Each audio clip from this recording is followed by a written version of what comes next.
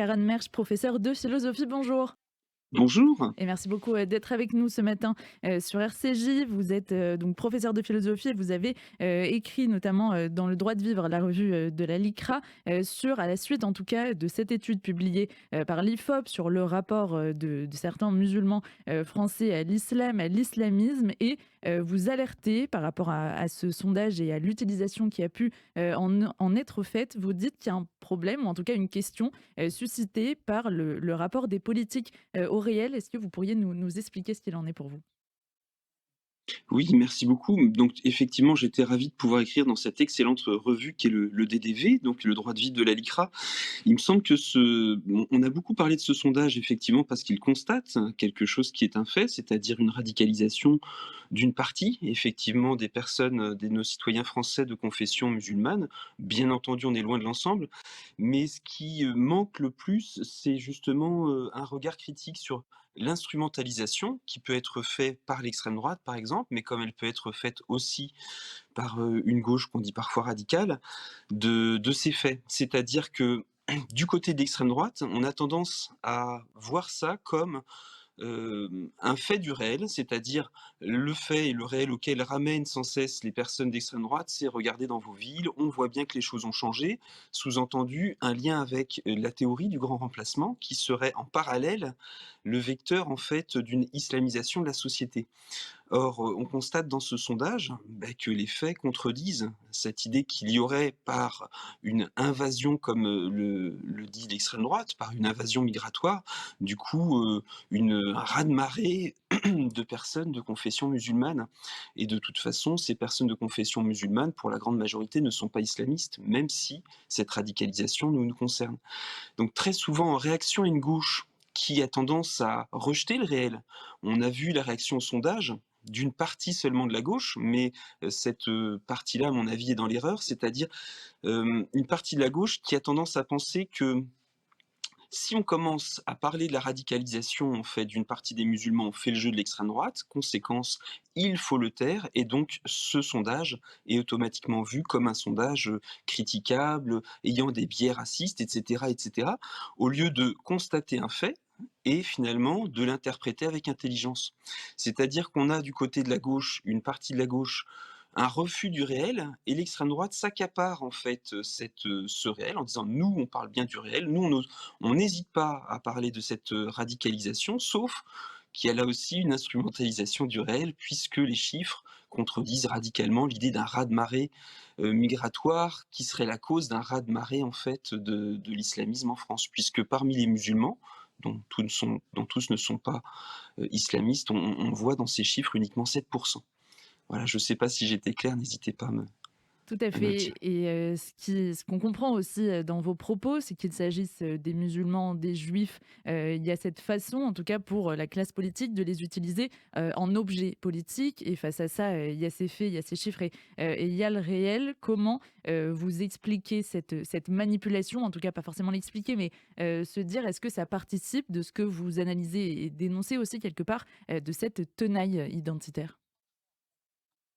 Ah, il me semble effectivement que le concept de tenaille identitaire est très intéressant. Il a été développé par Gilles Clavreul et qui est d'ailleurs, membre fondateur, du Printemps républicain. C'est intéressant de voir combien cette tenaille ou ce mouvement d'idées, en fait, a été, aussitôt traité de fasciste par toute une partie ou de gauchiste par l'autre. C'est à mon sens signe que, cette tenaille identitaire met à jour quelque chose, d'extrêmement pertinent. C'est-à-dire que chaque extrême se renforce par la position de l'autre. Il y a en fait des mouvements de synergie chez les identitaires. Par exemple, on trouve très souvent une difficulté envers les homosexuels, envers les femmes, etc., etc. Mais il y a aussi des phénomènes de renvoi. Et en fait, un petit peu comme dans un flipper, Gilles Clavreul utilisait cette image, on est renvoyé d'une bande à l'autre et au final, par réaction, dans un premier temps, par exemple, suite aux attentats terroristes, on fait attention à raison, à ne pas tomber dans l'extrême droite, ne tombons pas dans l'amalgame. Bien entendu, les terroristes ne sont pas des musulmans, mais du coup, on bascule dans un autre camp qui a tendance à ne pas vouloir critiquer en fait les islamistes et les intégristes qui ont un problème sérieux avec la laïcité. Et à force en fait de tout un mélange intellectuel assez violent, des personnes finalement rebasculent de l'autre côté, puisqu'ils sont témoins d'une racialisation complète des débats. Tout est fixé sur une approche anti-blanche par une vision de l'antiracisme qui se dit politique, qui se dit le nouvel antiracisme et qui est en fait une approche anti-universaliste. Et des personnes rebasculent au final dans l'extrême droite, c'est-à-dire dans un rejet global hein, et aussi dans le fait de nier parfois la violence réelle du racisme qui bien sûr frappe chez nous davantage les personnes qui ne sont pas blanches que les autres. Voilà. Mais ce filtre racialiste qui voit tout en blanc et non blanc a beaucoup de biais idéologiques qu'il faut pouvoir dénoncer.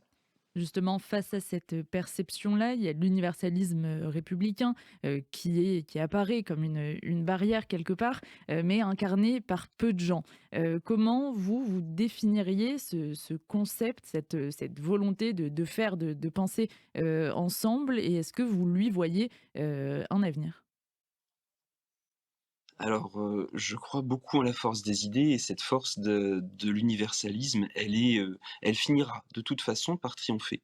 Mais ce qui se passe effectivement, c'est une attaque très violente des 2 côtés, sur en fait, des positions, qui visent l'universalisme. Personne n'est sûr d'être absolument universaliste, mais au moins c'est une belle idée duquel on ne doit pas abandonner le souhait de la viser.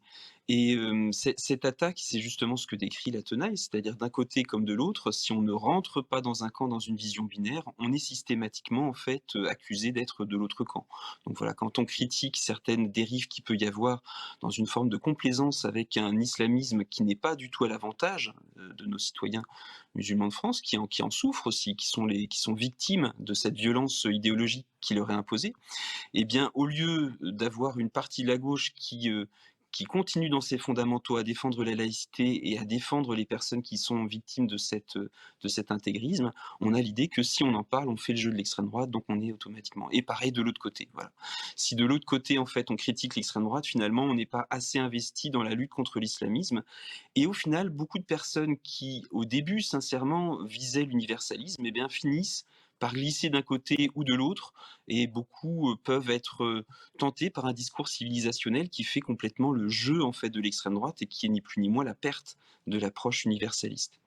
Dans cette perception blanc, non blanc, il y a aussi, en tout cas dans le cadre de cette pensée-là, un rapport particulier aux juifs, à l'antisémitisme, qui s'est d'autant plus développé, si on peut utiliser ce terme, depuis maintenant près de 2 ans. On va revenir juste sur cet enseignant-chercheur de Lyon qui a donc publié cette liste de 20, entre guillemets, je cite, génocidaires, et qui a aussi publié une caricature à caractère foncièrement, en tout cas, ça nous apparaît ici comme antisémite. C'est la prégnance de préjugés antisémites, mais qui émanent donc de la gauche. C'est la tendance qui est qu'on peut dégager de ces 2 dernières années.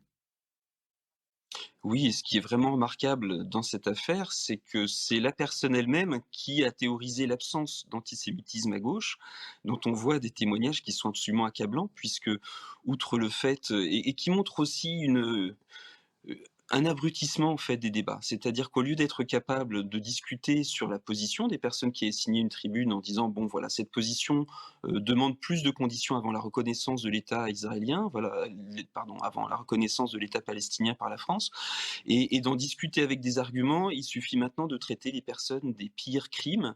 Et comme par hasard, cette liste est en grande majorité composée par des personnes juives, donc qui sont maintenant traitées de génocidaires. Et en parallèle, on se rend compte que ce personnage sur les réseaux, retweetait du Blanc Rue qui est publié chez Soral, la maison d'édition de Soral, du Nabé, voilà. Et on a en fait, il est administrateur de 2 boucles où on trouve en fait, des propos, valorisant Alain Soral et Dieudonné qui ne sont pas effacés sur les boucles, ce qui pose de sérieuses questions, sans parler de mèmes, d'images en fait censées être drôles, mais qui véhiculent tous les stéréotypes, antisémites. Donc on a en fait ici quelque chose qui illustre chez une personne, mais qui est présente chez beaucoup d'autres personnes, un dérapage idéologique. Et si on ne comprend pas ces dérapages idéologiques, on a tendance à rester focalisé sur le danger réel que représente l'islam politique, mais on oublie qu'il y a toute une idéologie en fait très occidentale et qui elle n'est pas uniquement le fruit d'une immigration comme l'extrême droite voudrait nous le faire croire, et qui en fait est anti-universaliste et qui a aussi de sérieux problèmes d'antisémitisme, et ça répond à une longue tradition occidentale aussi. Donc il est essentiel de comprendre la matrice idéologique, et il me semble que ce qui illustre en fait cet aveuglement d'une partie de la gauche sur malheureusement l'antisémitisme qui est dans son sein, hem, c'est un mécanisme qui fonctionne en fait en essayant de restreindre, le racisme à une de ces approches, c'est-à-dire le racisme serait le fruit d'un système blanc. Alors, il peut, être le fruit effectivement de suprémacistes blancs, ça il y a aucun souci, mais on ne voit plus qu'un seul système social. Dans cette vision-là, en fait, automatiquement, les personnes qui font face aux blancs, qui sont appelés, hein, avec des guillemets, les racisés, chaque terme mériterait d'être vraiment approfondi, eh bien, a tendance à mettre comme marqueur la colonisation et des discriminations uniquement visibles, c'est-à-dire des choses qui, ne collent pas, sont faites pour ne pas coller avec, l'antisémitisme et là, il y a un problème pour cette vision antiraciste. C'est-à-dire que l'antisémitisme est vu comme une concurrence au logiciel, en fait, idéologique qui fait qu'on ne peut être victime de racisme que quand on a été, en fait, du côté de ceux qui ont subi la colonisation et compagnie. Problème, les Juifs ont subi une très grande haine et cette haine-là ne rentre pas dans ce cadre-là.